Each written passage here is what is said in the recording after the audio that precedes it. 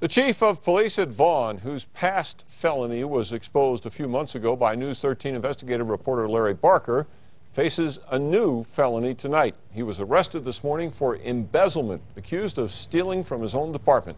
News 13's Crystal Gutierrez is in the Newsplex with that. Crystal? And Dick, it's a tale of two guns for Police Chief Ernest Chris Armijo, who was arrested this morning. The chief, who was not allowed to carry a gun himself because of a prior conviction, is now accused of selling a city-owned rifle and pocketing the cash.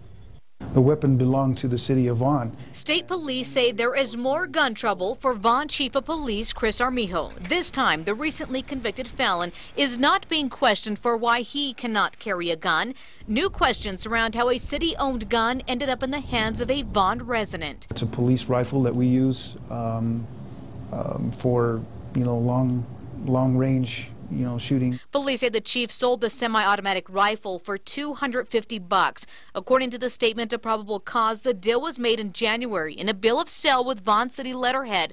But 8 months later, the city is waiting for the money. So that money's still missing? The money is still unaccounted for. In fact, investigators say until June, Armijo was the only city official who knew about the sale. That's when the buyer started talking to other city officials. State police were already watching Armijo, and today they charged him with embezzlement and receiving stolen property.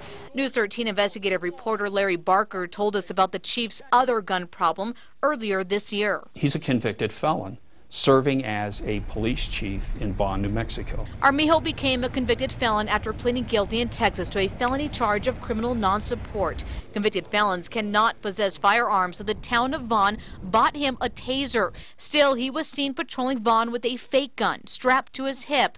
A concern for residents, but the latest allegation against Armijo is an even bigger concern. He puts himself in a position where he puts every officer out there, every person out there that puts a gun and a badge on every day in a uniform, it puts us in a bad light.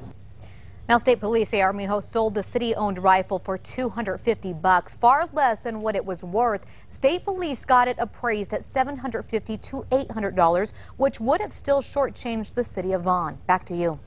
Okay, Crystal, state police say the buyer has returned the rifle at the request of the city attorney. Armijo claims he used the money to buy cleaning and office supplies, but he has not been able to produce any receipts.